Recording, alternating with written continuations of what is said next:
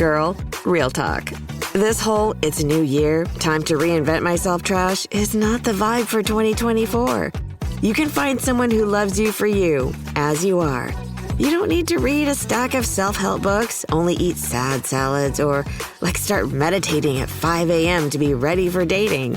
So yeah, my advice is to download Bumble and find someone who embraces you the way you are right now. Let me know how it goes. So sorry, Your Honor. I lost my money, my car, my husband. All in one lunch hour.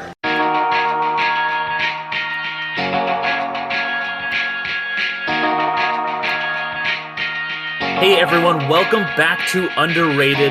This is a podcast that discusses films that are underrated, underappreciated, and ones that have slipped under the radar and passed most people by. I am one of your co-hosts, Derek McDuff, and I am joined as always by Ariel Ortiz. Hello.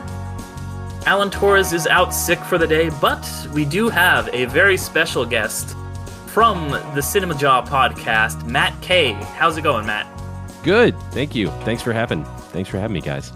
Yeah. Thank you for being on. We're excited to talk to you, and to talk about your pick, which was a very interesting pick, which is Drop Dead Fred, a film from, let's see, I want to make sure, 1991, kind of an absurdist comedy starring Phoebe Cates, who people might recognize from Fast Times at Ridgemont High, or if you're like me and a true connoisseur, you would recognize her from Gremlins. But Matt, we'll let you go ahead, and since you are the guest and this was your selection, why don't you tell us a little bit? Well, before we actually tell us a little bit about CinemaJaw and yourself before we get into this. Sure. Okay. CinemaJaw is a weekly podcast, and we talk about movies, much like you guys do. We do a top 5 every week. We usually have a guest, somebody from the film industry or just interesting people in general. Derek was just on our show pretty recently.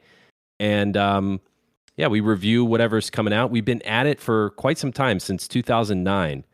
So 600 episodes. We just crossed our 600th episode. Yeah, so if nothing else, we are a very consistent podcast. You can count on us week after week.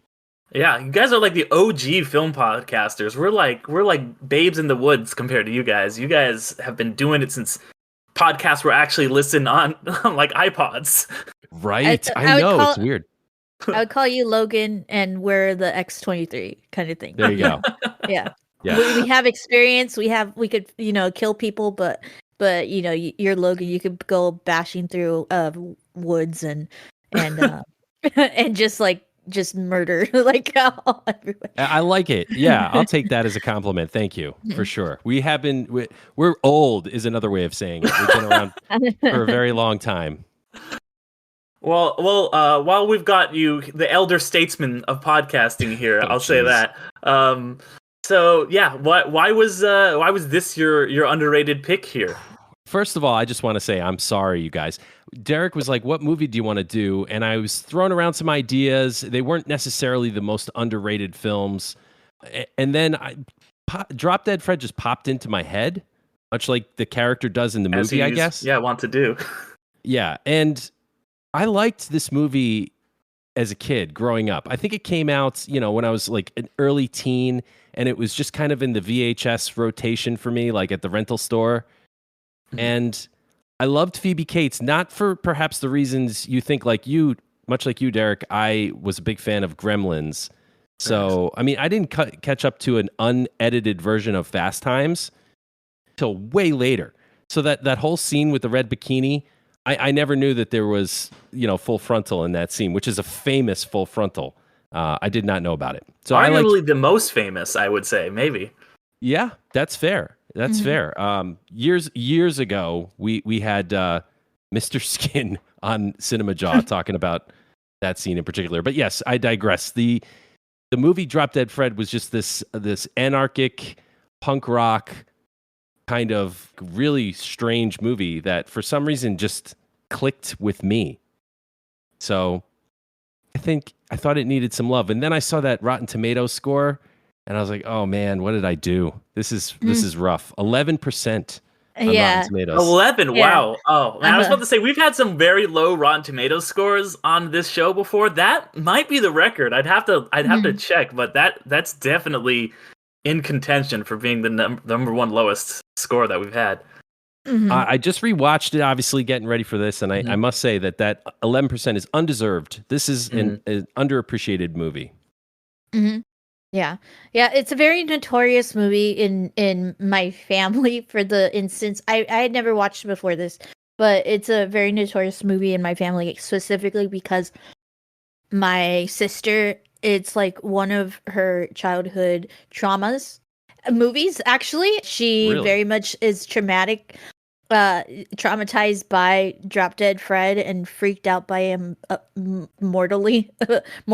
I mean, she hates Drop Dead Fred. Like, there was a period of time in my childhood when I didn't know. I was young. I was born a year after this movie came out, but my other sister, older sister, like, used to, like, essentially bring up, like, when she ever got pissed off, she would be like, "Oh, Drop Dead Fred's coming for you, Drop Dead Fred's," and it would freak her out.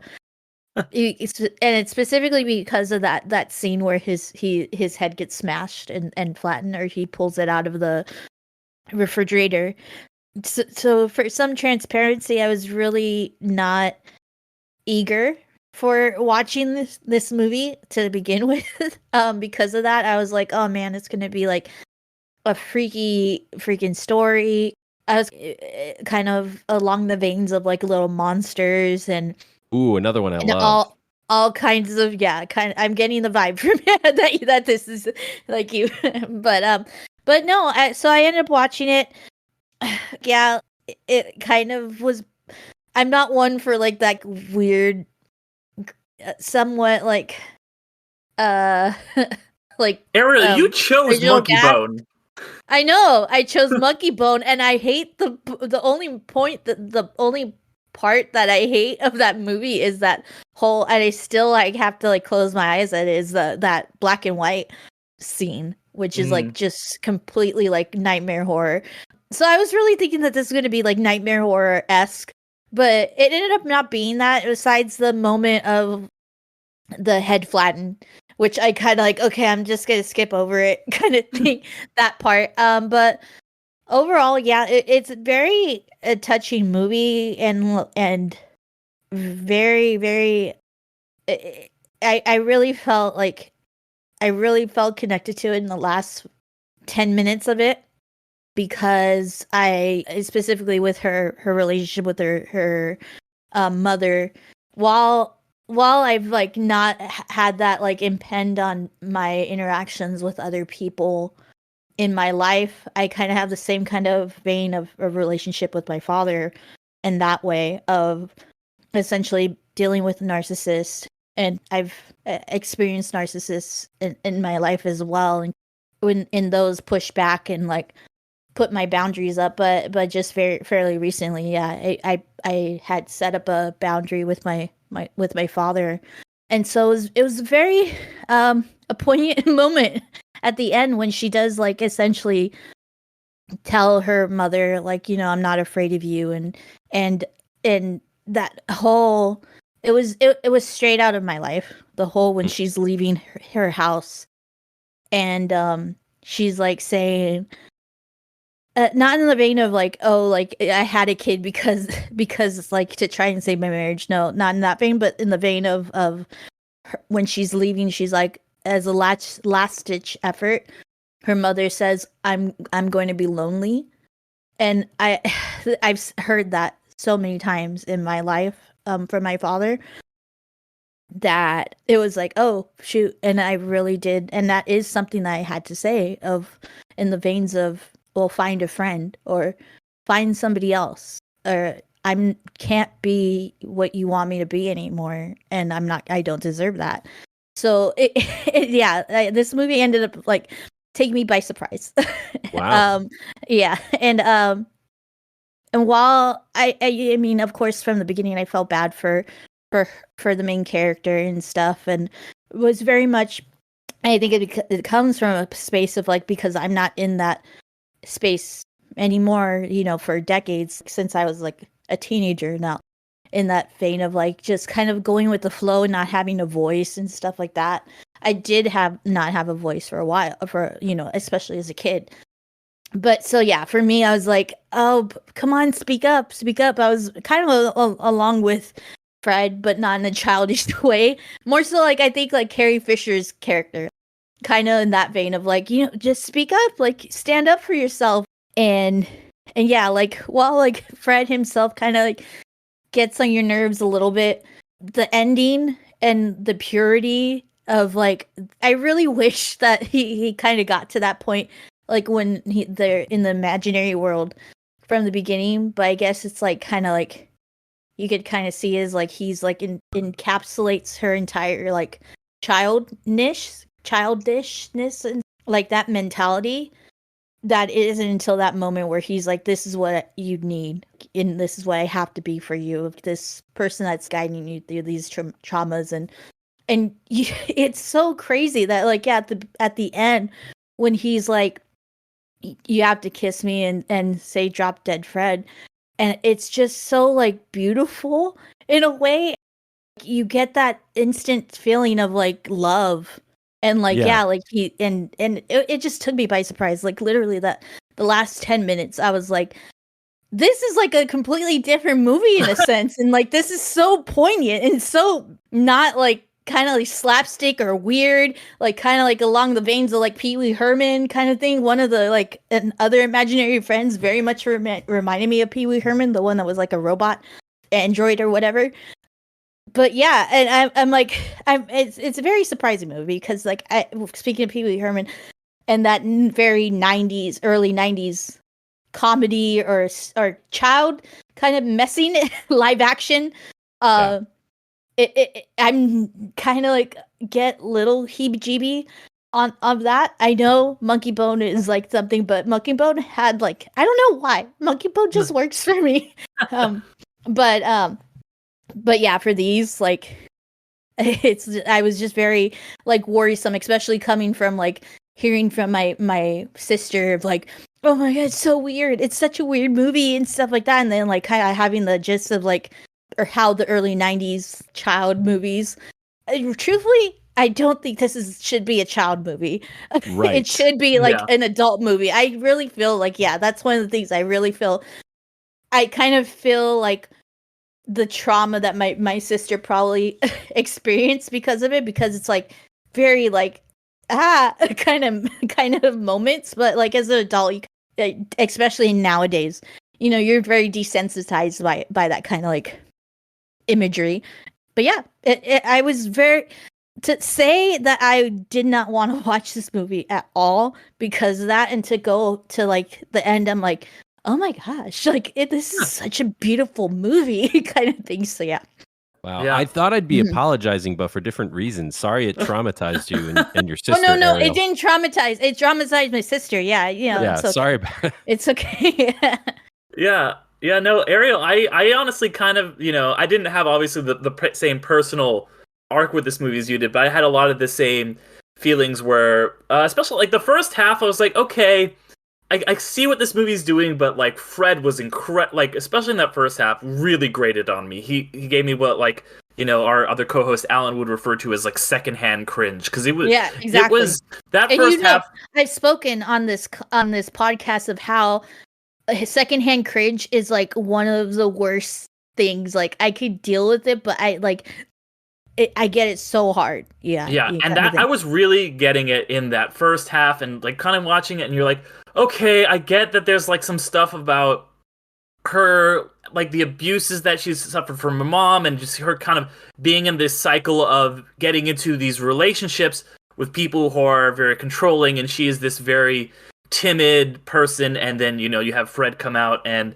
he's kind of goofy, and he throws things up, and he's messing with the works and stuff. And then the back half of the movie, it still has some of that clearly, but it really preys a lot more on her dealing with this unresolved trauma and kind of learning to stand up for herself and be her own person. And the way that all that plays out in this very surrealist, absurd way worked for me a lot in that back half, especially what you had mentioned, Ariel, that when they kind of go into that imaginary house and she kind of has to go up against her mom and her husband. And that is something very true. Like, you know, you do see people like that who are dominated by their parents and then they get into these relationships where they're just kind of dominated. And it's very sad. And I think that her arc of this kind of self-realization arc of realizing that she needs to do things on her own and not keep slipping into these relationships, because he's terrible. Her husband, whose name escapes me at the moment, is like Charles.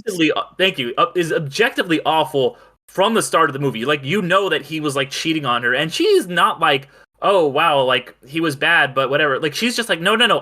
Her only goal for the first probably 60% of the movie is to get back with this guy who sucks. Like, he is just the worst. And, you know, that's the thing. Like, that's something maybe I related to a little bit more is, you know, I've been in a kind of not great codependent relationship in years past. And when that relationship ends, you're like, oh, if I just do this right and get it back. It's like, no. Other people, fulfillment of other people, whether it be a parent or a romantic partner or anyone else, is not going to make you whole. You have to make you whole. Not even your imaginary friend can make you whole. And that's one thing that stuck with me quite a bit from the ending of this movie, was her just forging a path for her own and standing up to her abusers and using the language of cinema in this absolutely bizarre way.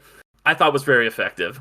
Mm-hmm. Well, it's something that in therapy you put into practice too, of essentially going back into a memory or into like a kind of like space and reconnecting with your, you know, childhood, your child self, inner child, you know, kind of the inner child. Thank you. And not really inner child, but the child that you were, kind of thing, which I really felt, and I've done that kind of practice before in certain aspects of my life and stuff. And it's I would want to say that the relationship that she has with her mother and her husband it's not as codependent. It's just like something you have to like really experience, because like, yeah, definitely my experience and stuff. It's not a codependency. It's not a codependency.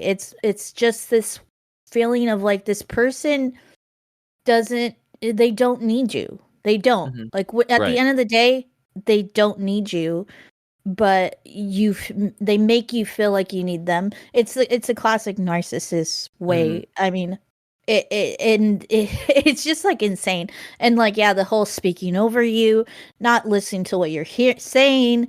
It's just all these like tactics of just trying to, you know, make you small, and like, and it's definitely like it's insane. Like, yeah, the whole story and stuff like that. And I was just like very taken aback. But I really did love the kind of switch that Fred has finally, and I really think that it is.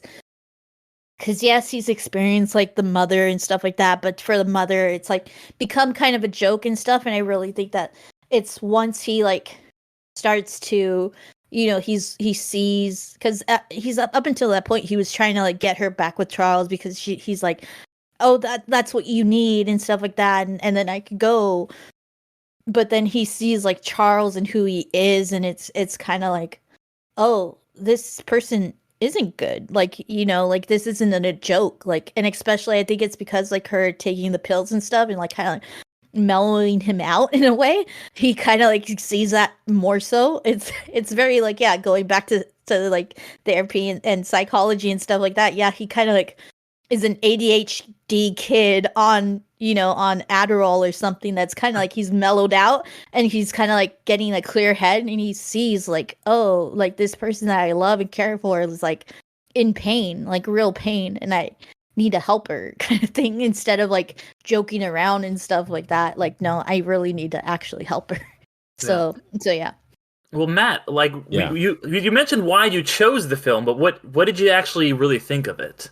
It's interesting. I didn't connect with it when I was, when I first saw it on the level that you guys did, and I don't connect with it now. I definitely haven't dealt with some of those toxic relationships as an adult.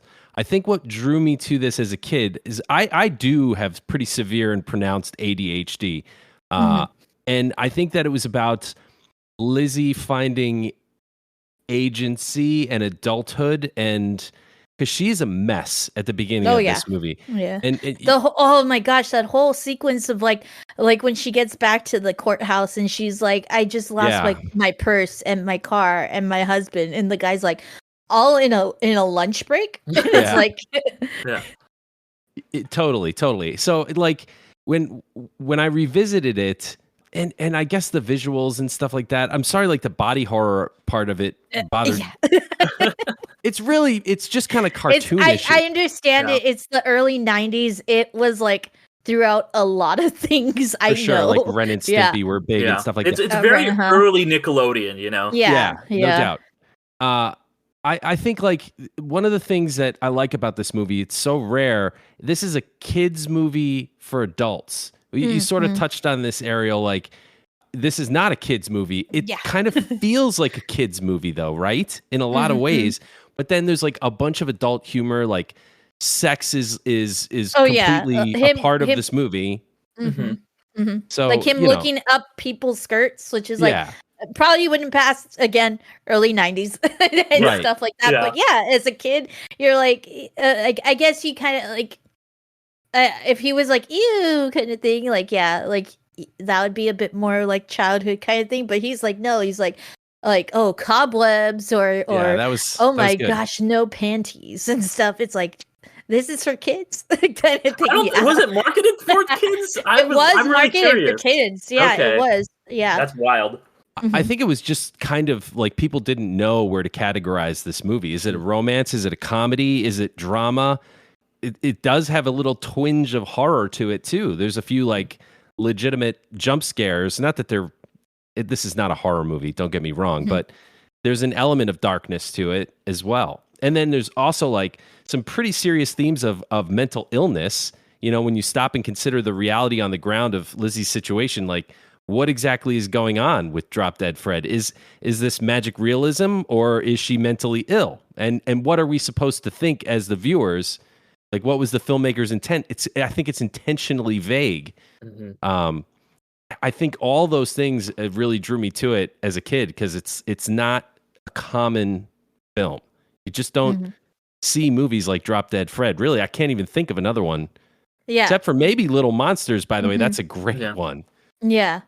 Another one that I would because it's very along the lines and like kind of like a follow suit to Drop Dead Fred, but not. It's creepy, but it's not as creepy as like Don't Look Under the Bed. That deals with imaginary friends. That's kind of like that DCOM. Yeah, exactly. Oh my God. I'm not familiar.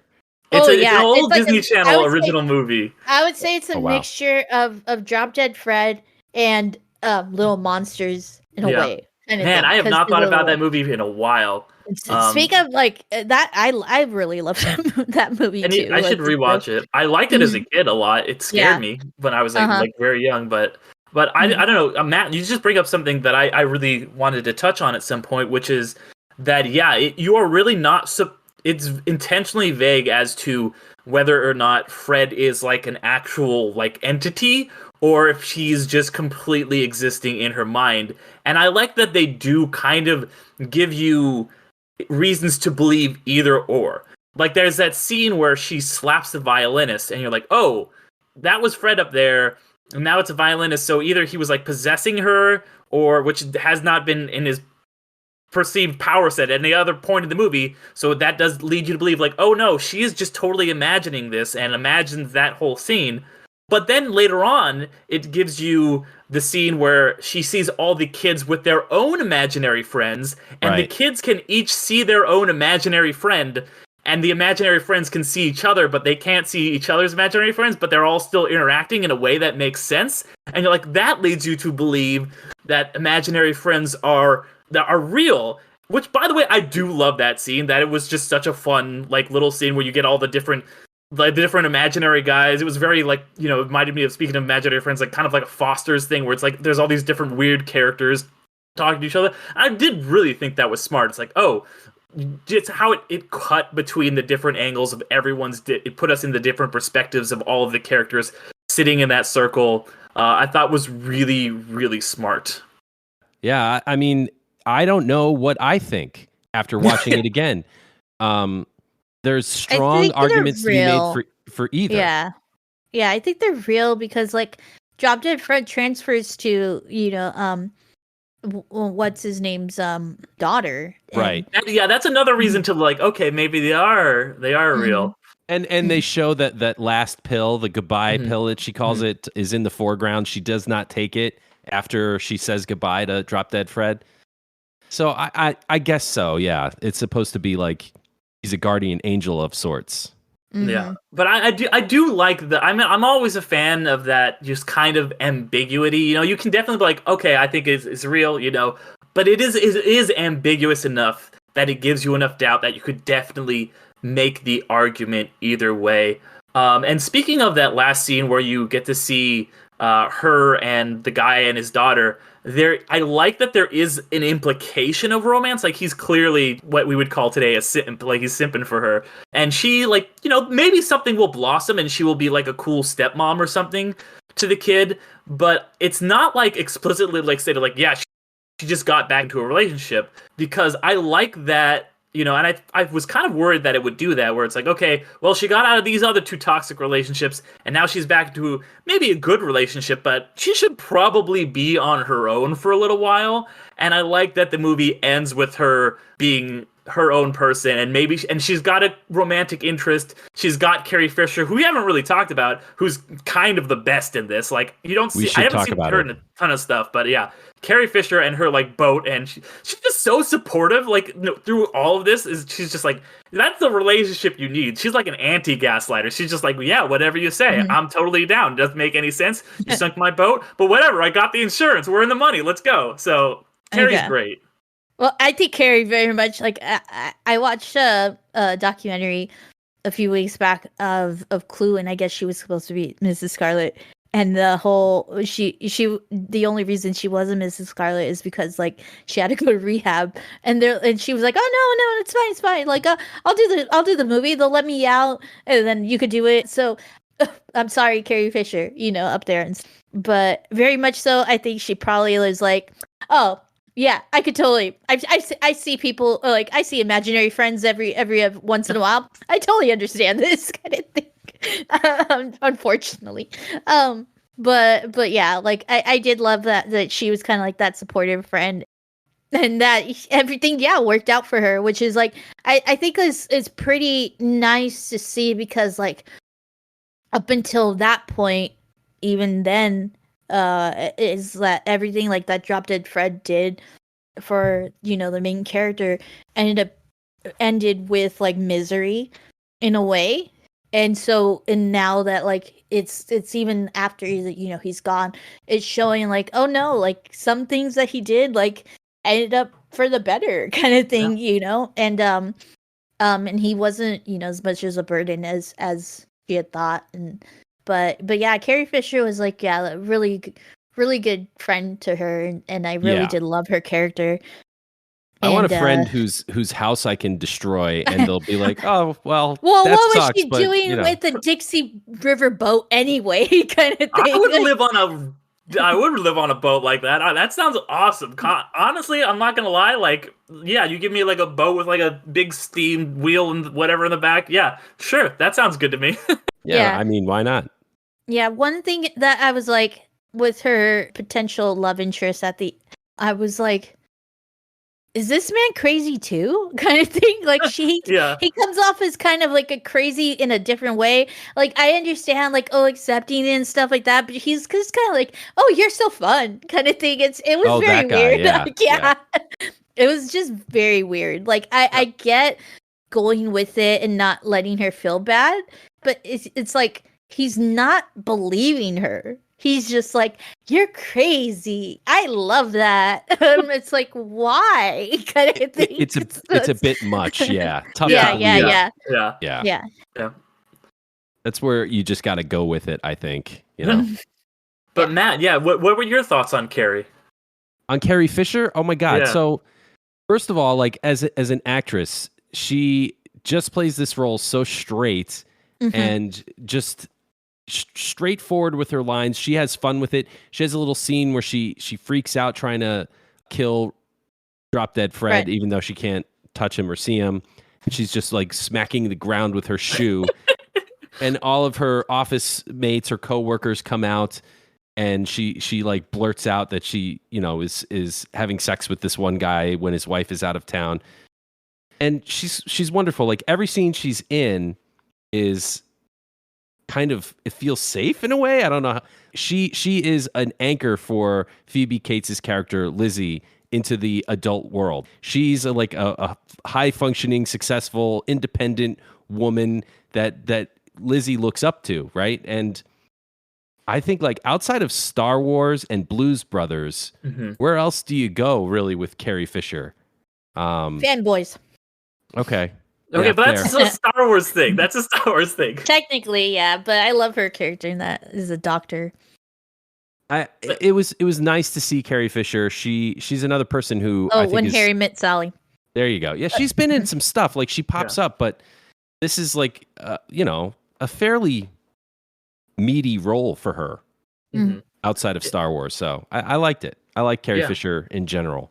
Yeah, I got vibes of like her character when Harry Met Sally is like kind of like being that supportive friend that is there, that has experience, that is kind of like the model for the main character, you know, like as an aspiration to like kind of be that. Yeah, like John Truby likes in his screenwriting books likes to call those characters like clones, you know, like this is, you know, what you could be or what you might be, you know, as she's very, very much that type of character. But I like that in this one she had the flaw that she was messing around with the married man, you know, kind of thing. So she's not in the best relationship anyway. And I think that in the end they end up, hopefully, they end up being open to better relationships together, kind of thing. Not together, but you know, together. Yeah. Yeah, All right, absolutely. Here's something I thought was super obvious the first time I watched it, even as a kid. And then I didn't hear anybody talking about it. Like after I watched the movie again, I went on the deep dive, you know, read all the reviews. The dad who leaves Lizzie's mom, this guy Nigel, is like a very English guy. He's exactly. He's like sipping tea with his legs crossed and reading the newspaper. And he seems at least to be a good-ish dad. Like I don't think he should have just walked out like that, but you know. I think that Drop Dead Fred, to further on that, and that was my initial thought, because I was like, oh, Drop Dead Fred's English. I think this is where Matt was getting to. Let him finish. Yeah, no, it's obvious. Ariel's got it. He's like an amalgam for her dad, the relationship that she kind of was denied by her mom, amongst all the other, I don't want to say, I mean, it's fair to say abuses, certainly like wrongdoings or bad parenting from her mom. So Drop Dead Fred is kind of like her substitute dad in a way. He's crazy as he is. Yeah, he's like the one, her dad is clearly like the one positive influence she's had in her life at that point. I was kind of like, okay, it would have worked a little bit better for me if Fred had showed up after he left. But he gained his accent after he left. Yeah, but if it was the same actor. Works. Oh yeah, do it like Jumanji style, like how what's his name plays. Yeah. That would have been okay by me. Yeah, no, that would have worked. That honestly would have worked. Yeah, I had to like double check. Like I was like, is he the same one? Because like once in that scene where like they get woken up by the jail, the robber break in, and I was like, oh, like that. I caught it right away. I was like, oh, he's British. Oh, that's why Fred is British. Because like I think it's mainly like that the good side of her father, maybe even when he was there, it was just like kind of like maybe like this is like what she wanted her father to be, to tell her mother off for her, you know, like, but he didn't. So even when he was there, yeah, exactly. That's very true. Where like Fred did, but of course, you know, he's imaginary, so you can't really do any effect of that.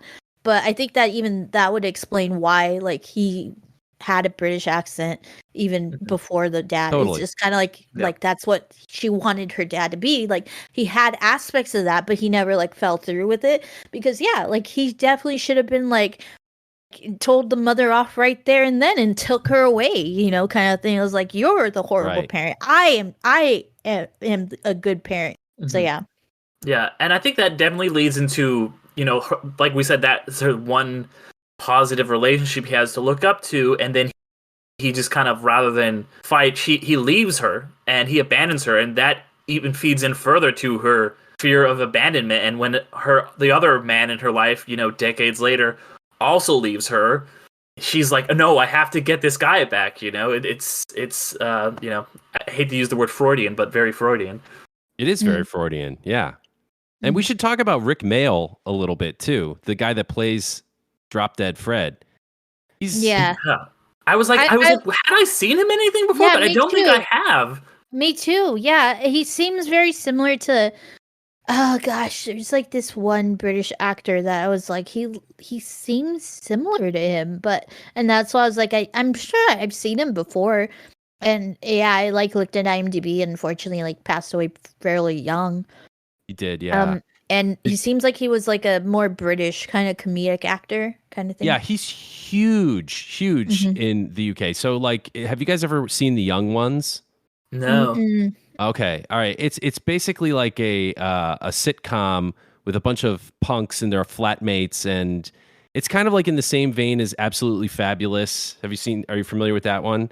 No. Oh, no, really? That's okay, similar. So that sounds familiar. British television sitcoms were like super irreverent, like Monty Python.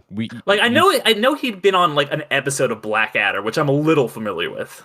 Yeah, perfect example. They're like British comedies. It's its own genre unto itself. So he's big over there. Like I know that they were considering Robin Williams for this role, which I think would have been interesting. And Jim Carrey was in the mix for a sequel when Rick Mayall didn't want to reprise the character. He's got the energy of both of those two guys. Yeah. Now that you mention it, that's you're hitting the nail on the head. Yeah. So I mean, he's kind of like the over the pond version of a Jim Carrey meets Robin Williams, kind of in his Orc from Orc days.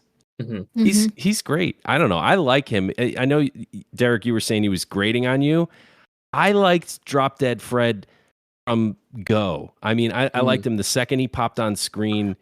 He's like Johnny Rotten as a guardian angel. Like if your guardian angel was Johnny Rotten, he would be Drop Dead Fred, which is okay by me.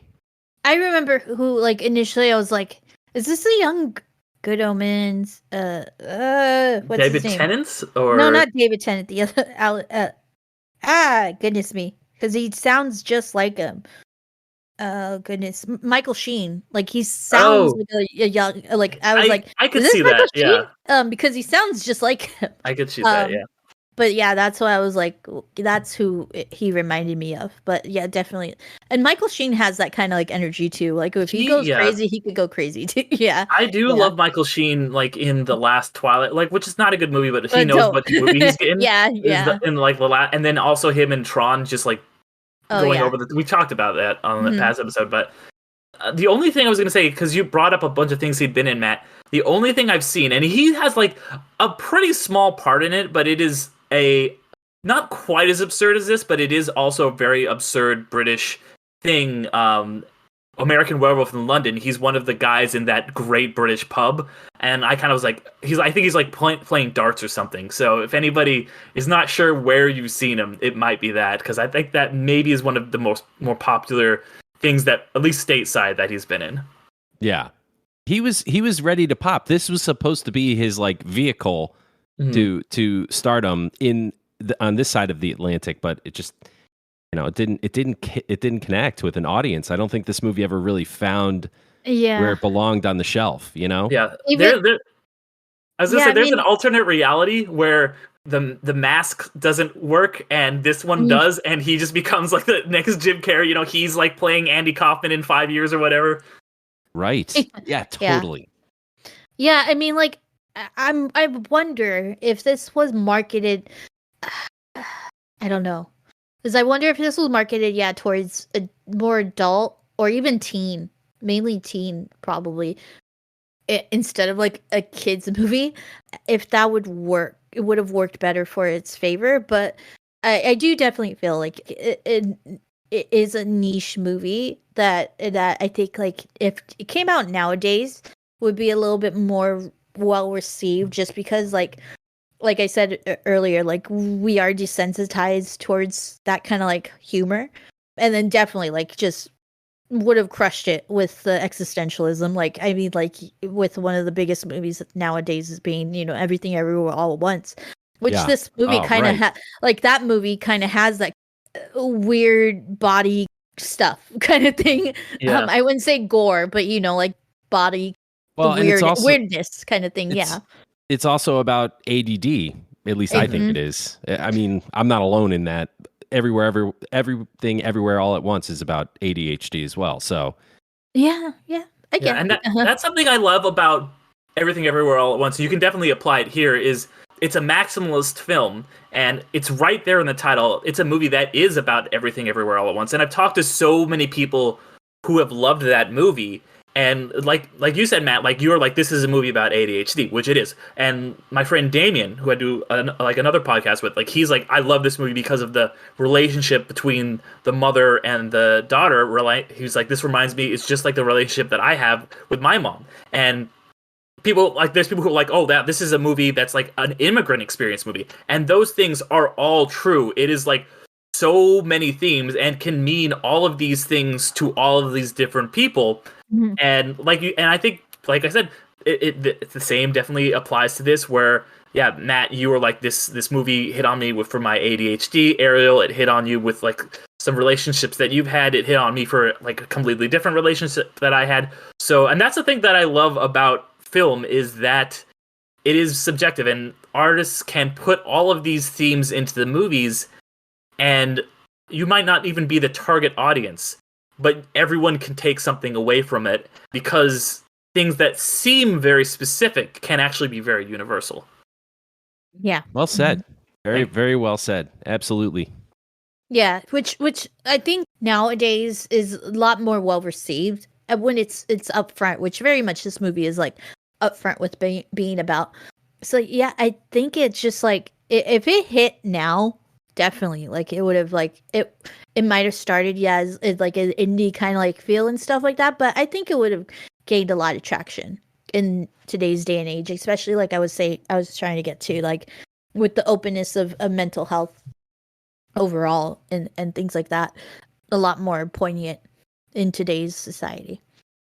Yeah, and I think maybe part of the target audience, because this came out after Fast Times, right? Am I thinking that? I'm pretty sure it did. Yeah. I mean, it must have. Yeah. So I think that, people who knew Phoebe Cates from Fast Times, Fast Times is 82, so almost 10 years before this. Like, okay, this is like a Phoebe Cates movie. We're getting, like, she's famous from like that iconic scene. So people went in maybe expecting that, and not expecting the absurdity that was her speech in Gremlins 1, or just the absolute absurdity of Gremlins 2, which is if you want to talk about a movie that's close to it, I think maybe Gremlins 2, and it's just kind of like absurdity, is maybe in the same ballpark. Yeah, what's interesting is Phoebe Cates. First of all, I don't think this was necessarily marketed to children. The whole panties joke, no panties, where he goes under and the cartoon eyes pop out, is right in the trailer. But it was definitely mismarketed. But Phoebe Cates, to like dovetail off your idea, was not. Her character is so portrayed in such a innocent way, and not in like a gross innocent way, like she's like baby dolled out or something like that. Right. She's just kind of stuck as a child. And so they under sexualize her. They like dial that back, because Phoebe Cates was from Fast Times, a bit of a sex symbol of her day, and they turned that down so much. I think so many people were probably upset by that. They went in with, you got Phoebe Cates on the cover. You're like, oh, there's Phoebe Cates and there's raunchy comedy. Like, let's have at it. And then you get this version of Phoebe Cates that is not what you're expecting. I found it refreshing even then, but I think that's another reason why this missed with so many people. Yeah, I think that is absolutely spot on. And yeah, like to your point, like the way they dress her in this movie, they dress her like a kid. They dress her like a kindergartner. Like she's like a woman in her 30s, probably at least. And yeah, like especially early on, like eventually she does have that scene where she wears something more adult, and then her ex-husband, whatever he is at that point, Charlie starts to notice her. But even then, they don't do it like the way you would expect, like a makeover scene where she comes slowly down the stairs or they're objectifying her in any way. It's just kind of her coming into her own in a way that I thought was really cool. Right. This movie is sincere in that there's absolutely zero objectification of any of the characters, which, again, it's kind of refreshing, right? Yeah, no, totally. I like that aspect of it. Yeah. Well, as I think we're coming to the end here, guys, did you have any final thoughts on Drop Dead Fred? And I think it's probably getting a little bit of a cult status here, or I think it was already with you, Matt. Like people like you, you've kept it alive so far for like other people like get on the the bandwagon and catch some metaphor and not see it as just the body dysmorphia humor kind of thing. Like, oh no, there's a deeper story here. So, yeah. I think that they've been batting around a script, a remake script that like Russell Brand was attached before his Arthur debacle, and obviously that never happened. Yeah. But final thoughts on Drop Dead Fred. It's a weird movie from the 90s that I loved and watched it again, surprised at how well it holds up. It's pretty enough with the like highly saturated colors and stuff. I think the themes are rich enough that if you can get past some of its weirder beats, like that date scene, I think you can find some rewarding repeat viewings of this one. Definitely worth a spin. Yeah, that was one of the moments where I skipped ahead because that was like where the secondhand embarrassment was coming in really hard. Yeah, and I was like, no. And especially, I think it's like how he was acting too wasn't helping it. Like I said, he was like his weirdness and her weird and like her like like Fred sabotaging her. It was just like I can't. You need the scene to establish his character, but yeah, it is an awkward scene. But otherwise, I think the movie is way underrated and not appreciated as well as it should be. I think it is developing a bit of a cult status, and I'm in the cult. I'm drinking that Kool-Aid. Yeah. You made the Kool-Aid. You helped. Yeah. You're behind the Kool-Aid stand and like getting the powder and the sugar and like I flicked the booger in it. Oh no, I hate that part.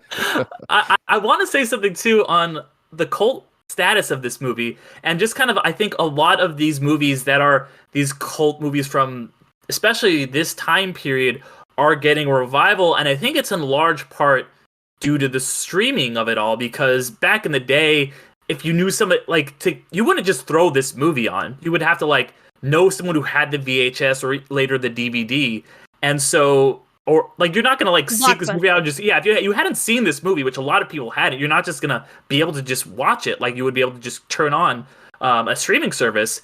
And specifically, the streaming service that I think is really revitalizing a lot of these fucking weird ass movies is where I watched it. It's the one that has the commercial with that's equally weird. That just had a iconic, in my opinion, Super Bowl commercial. A commercial that made my brother look at me like, "What are you doing right now?" And because I was holding the remote. Oh no! I was talking about the actual like existential rabbit one. It's weird too, but the one that stuck with me is the one where you look like you're turning the channel onto Tubi, and I think Tubi is really doing wonders for these bizarre cult forgotten movies because it's free. You just have to watch ads, so you can just go on to Tubi and be like, "What?" It's always like the most weird, interesting shit on that service. So, like, as soon as I like looked up on like just watch like where is this streaming, I was like, "Oh, Tubi." Of course. And so, and I've watched so many just like weird things on Tubi that you would never normally watch, but you're like, you know what? It's free. I've got 90 minutes. why not watch, Drop Dead Fred or like whatever weirdness is on there? So we're living a whole new world. Yeah. All right, what film did Tubi recommend or start to play after Drop Dead Fred? I didn't get for you to that. guys. God, I don't remember. I don't remember. Mine was She Devil. Do you remember this movie? It's No. Roseanne Barr and Ed Begley Jr. Yeah, Boy. it's the same for me. It was She Devil. Yeah. That's a weird movie right there. And then the second one is Tu Wong Fu. Thanks for everything, Julie Newmar. That's a good movie. There's Riding in Cars with Boys, which is actually a good movie. Happy Gilmore. She's Out of Control, but then it goes back to weird. I forgot about that one. Yeah. It goes back to weird with Joe's Apartment, which is that one with the cockroaches and shit. Great movie. Oh wow! Come on, Matt. No, I liked it. I mean that started off as a short on MTV, and then it got its whole movie. Like, I can't. Who greenlit that? I don't know. It's too weird. I would not for that one. I'm sorry, Matt. You can't come back and do that one because I won't. I promise. I can't with cockroaches. I'm not here to say that it's underrated, but I did like Joe's Apartment in its day. I have not watched it in like 30 years, 25 years, but it was That's funny Tom at Green that time. too, right? Oh man. No. Yeah. No, it's oh my god. Isn't it the kid from Stand By Me? What? Yeah. Yeah. Jerry O'Connell.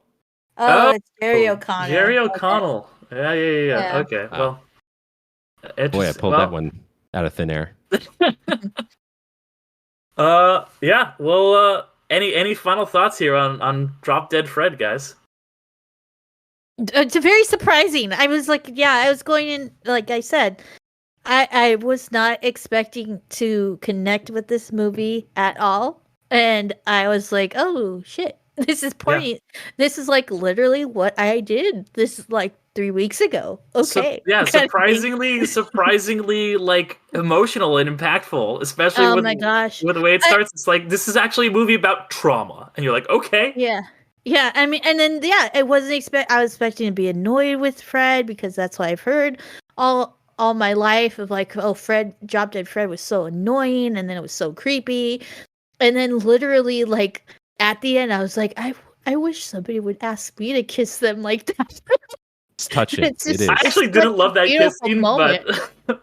Oh no, that's the one scene that didn't work for me. Why? No, I don't know. Yeah. It felt like it was like, I love that they didn't really like, their relationship was never intimate or romantic at all. Like no, that's the whole thing, is that it made it feel like he is acting like a young boy. Like a young boy is like, oh, a kiss is so sick, and my young kids in general, like my niece, is like, oh, kissing. Oh, they're holding hands. That's so weird. Oh, it's so, and that's how he was acting. He's like trying to like hide it. Like it's very much like, like he was like acting like a little kid that like trying, like his surprise, like, oh, you're so old. You're so grown up. It's kind of like a kid, like, saying like that's a defense mechanism. Yeah, it's a defense mechanism. Exactly. So like with the, I totally fell for it. I was like, oh my gosh. I'm glad it worked for you then. Because it didn't hit for me, but yeah. It's weird. It is, right? Because their relationship up to this point, where he's like clearly a man-child and not interested in romance, other than sneaking a look under ladies' skirts for some weird reason. But that kiss is almost romantic. It's not quite. Yeah. It's like right on that. It's that's like a very, very genuine like kiss goodbye, and you feel it, like just like it's so quick that they got there. That's the thing that like very much impressed me, is like you went from him being annoying and like to them just like having this very emotional, like not intimate, but I mean genuine like kiss kind of thing. So yeah, I think I like that again because it's kind of up to you as the viewer to decide like what's up with that kiss, Mm-hmm. Yeah, and so, I do like the way that their relationship kind of culminates, not relationship, but their kind of like interactions culminate where she learns to accept like they accept each other and she accepts herself, and he helps her overcome all of this trauma together, and then she doesn't need him anymore, and then the next kid that needs him, gets a Fred. I did like all of that quite a bit.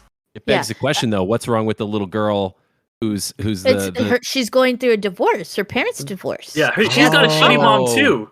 Yeah, but hopefully her dad sticks around. It looks like her dad is not going to leave and stick around. And that was the cool thing that he made a point. Is like, I got custody, like essentially, like, and it's like he fought for her kind of thing. So yeah, definitely, you, like that undertone of like, oh, this is a dad that fought for his daughter. Yeah. Kind of thing. So yeah. So, but it's the trauma of a divorce. Yeah. Which is something I experienced, in the last two, like as a child of divorce, like in last 2 years too. So there you go. You just gotta make like 50 years of movies about it, like Steven Spielberg did. Oh yeah, no. I have no, I have I have like a couple 500 decades of stories to tell. So yeah, for sure. But yeah, Matt, I was gonna say, because we were kind of when we were talking about this, we were, like you said beforehand, we were like, okay, what are we? And because I had never seen this, I just knew that by like a little bit of its reputation, the poster, and you were just like, what have I gotten this into? I was like, we'll see. But I was definitely, me and Ariel, I think we're both really pleasantly surprised. This turned out, I was very nervous, but this worked out. I breathed a sigh of relief because I was like, all right, I'm going to have to trash our guest pick, but no, thankfully, I really did enjoy it. And I think even after coming out of this conversation, I think I liked it even more. So yeah, good. Thank you, Matt. Have you ever trashed a guest's pick? Has that happened yet on the show? Ariel has. I haven't. I'm very straightforward with it. I've trashed Derek's favorite romantic movie. Oh yeah, like, it was mean. Yeah, because I don't agree with it at all. But not my favorite romantic movie, but I do. There's But yeah, I was like really. I think that's what helped me like enjoy it a little bit more, because I was coming with like, man, I'm gonna have to say like this. I would just did not like this movie at all. It was disturbing and all this stuff, just because like my previous like thing. But I am very, very grateful that I really liked this movie and stuff like that. Yeah. It's going to be a very interesting conversation. I don't think my sisters will ever get it anyway. I think the trauma is just hit, and even if I explained all this stuff, which is like deep stuff that they haven't got to, so I don't think that they'll get it anyway. So just give them this episode of the podcast. Yeah, exactly. They don't listen. Podcasting is like therapy. Yeah. I don't have supportive sisters. I'm just kidding. No, they're sit them supportive down in their front own way. Of YouTube and say, "Here, I'll be back in a little while." But yeah, I definitely was genuinely surprised, and I'm very grateful for that. But you know, even if I do it in a very respectable way, like if I do bash people's luck. So yeah, I just voiced my opinion, which is like, yes, there you go. Like it's from like a journey that she went on. So yeah. But yeah, Matt, thank you so much for coming on. Oh yeah, this is a blast. Yeah, I had a ton of fun. This was great. But before we end here, where can people hear you? What can people do to follow you and hear some more of your amazing takes? Yeah, CinemaJaw. It's like cinema and jaw, like you're jawing about movies. You're flapping your gums about movies. Mm-hmm. And it's at CinemaJaw on all the socials, and it's cinemajaw.com. We're on all the platforms that podcasts are on, so it's a pretty unique word. Just search it. But if you ask your smart speakers to play it, sometimes they'll think you said cinnamon jar for some reason. So you got to really watch your pronunciation. But otherwise, it's pretty easy to find us. Yeah, it's a great show. I've definitely started listening to it recently since I heard about you guys. It's always a ton of fun, and everybody who listens to this knows I love top 10, top 5 lists, top whatever lists. So it's always great to listen to your guys' lists and hear your recommendations. Yeah. But yeah, if you guys out there after you're done listening to CinemaJaw, if you want to listen to any more of us, we have been, as we were saying at the beginning, underrated, the Undercast company. If you could give us a review, a rating, subscription, if you've liked this, we've got new stuff every week or every other week, and we have a huge back catalog of past episodes. We do a couple other podcasts as well, including Ariel's show You've Never Seen, where someone introduces her to a movie that she should have seen at this point, or she introduces someone to a movie that they should have seen at this point, and that show is a lot of fun. Whenever there's a new Marvel movie, I do my Infinity Stones and Dragon Bones podcast. I have a lot of fun with that. And we do a couple other things. I mentioned there's that Can I Say Something podcast that I co-host with my friend Damien. We've got our Patreon exclusive podcast. There's a lot of good stuff, so just look up Undercast Company on any of the socials or on any podcasting app to hear some more stuff. We really, really appreciate everyone out there for listening. But yeah, until next time, I'll see you guys all later. Bye. Thanks for being amazing, everyone. Bye.